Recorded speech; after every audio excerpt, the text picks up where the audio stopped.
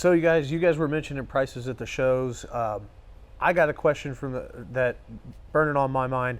I got customers been waiting a while on ordering campers. I'll call them 6 months ago, call them today, and they're seeing the interest rates. They're seeing the prices fluctuate. They want to see them go down.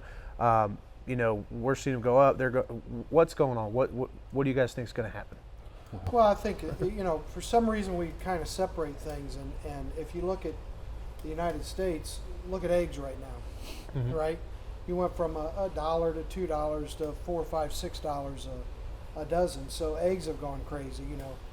Gasoline keeps surging back and forth. Right now, it's pretty decent where we live, but the car industry's been hit by price hikes. The RV industry is no different. And that's the first thing I would say. RVs are no different than any other industry. We're all dealing with inflation, right? We're all dealing with Chinese manufacturers. We're all dealing with shipping costs. We're all dealing with delays, et cetera, et cetera, et cetera. What I think that we're seeing in the RV industry is you're going to see a little bit of decrease in some areas, but then you see an increase again because, again, of supply chain issues, shipping issues, et cetera, et cetera. But it's no different than any other industry. Yeah. We have not seen a larger increase. We've not seen a smaller increase. It's very steady, though, very from what steady, I've right. seen. Now, have the price increases slowed? Yes. Have a few even gone backwards a little bit? Of course. But you need to understand they're probably decontenting. Yeah. And if you don't know what that means, it means they're pulling things out, right? Instead of 2 outside lights, there's 1 outside light.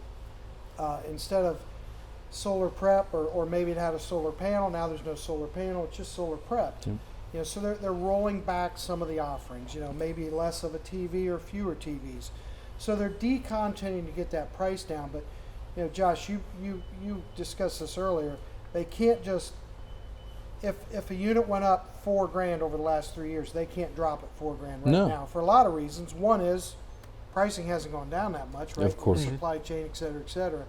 What's the other reason? Well, and so what I would add, I would hate to say this is the new normal, right? I refuse to believe that our direction's headed this way, but like Dalton, I have a lot of customers who, they're waiting to see what happens. And unfortunately, the ones that have done a quote last July on the same camper today, they see that increase, and now they're like, well, now I can't, it's going to continue to rise. Well, it very well could be. Waiting is going to cost you more money, unfortunately. And that's, again, in any industry, RVs are a little bit harsher because think of all of the different industries we have to get supplies from to make one product, right? Everything from microchips to cloth to fiberglass to all these building materials and construction materials. It's almost one of the more difficult ones to project or to follow. But what I'm telling my customers is they can't. Prices cannot go back down. Even if we go tomorrow, it goes back to what 2019 standards were before all of this stuff happened. Guys, the banks have been loaning MSRP and above for the last 2.5 years. If the manufacturers drop their prices tomorrow, if they could, the banks would literally have a war on their hands and they would win because no one's getting an RV without the financing, even the manufacturers themselves. They won't allow that to happen. What I do project, at least within the next 5 years, is rebranding. You can get the same floor plan of the same camper.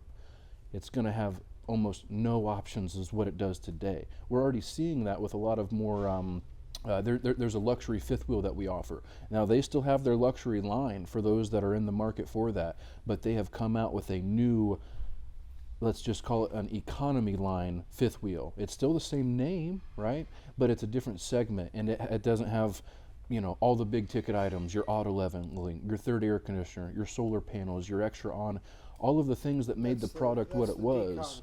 They're decontenting everything. So we're already starting to see that, but the industry is still very much greedy. So well, and what they're trying to do is if you want a certain brand, they're going to try to find something to offer you absolutely under that name so you can stick with them. Yep.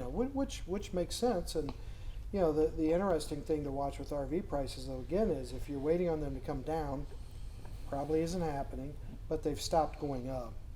So now's a great time to jump in, before it gets real hot again. yeah. And people start buying like crazy again, because then the dealers will take advantage of it. And that's a big thing for us. Is just do your homework, shop, really check prices. The only way to know what a true price is at a dealership, though, is to ask, will you put that in writing? and say in there that if my price changes at all before I come to pick up my RV, I get my deposit back. Has to be in writing. Have them put it in writing, have them sign it. Here's the reason. That's the only way to avoid hidden prices, right? That's the only way to avoid that, because a lot of dealers show a great price, but by the time you get there and pick up your RV, that price is gone. And that's all it is. It's Fees. an advertised price. It's Yeah. not close to your out the door price. Dalton, were you going to say something? Yeah, you guys keep saying put it in writing. Is there a difference? And I'm just asking, kind of out of ignorance, I guess. Is there a difference between an advertised price and an out the door price? Because I have customers come to me like, yeah, they're telling me this camper costs. Oh, at most dealerships, absolutely. Well, Yeah. we'll put it this way. If you were to get on RV Trader, how is that same camper on my lot, right? I'm 2 hours away from the factory, so that means my cost of doing business is fractions lower than what it would be compared to Texas. How's that dealership in Texas asking the same price, if not lower, than what I am here in He's Ohio? got at least $2,300 in shipping. With minimum. with these gas prices, probably $3,000+ thousand. So what you're saying is that dealership A is going to be upfront and put it all on paper that the camper costs $10, gas is $3, and taxes are $5.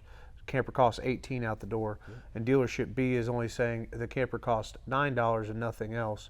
So therefore, they're getting it, and those customers are then getting. They're hitting people with fees like a PDI fee, a walkthrough fee is a new one. We've seen PDI means pre-delivery inspection. That's where a dealership goes through all the systems and make sure everything works. Walkthrough fee is when they show you how to use your RV. There's a big box chain store. They've got 130 some stores. They are charging a huge PDI fee, a huge walkthrough fee, and people are paying it because they do deposits and they don't want to lose their deposit. Well, they're paying it because they don't know about it until they get in the doors. And it's kind of a shock thing. It is, but it is also a scientifically proven research study that once you are in the doors, the closing rate is 90% instead of 10.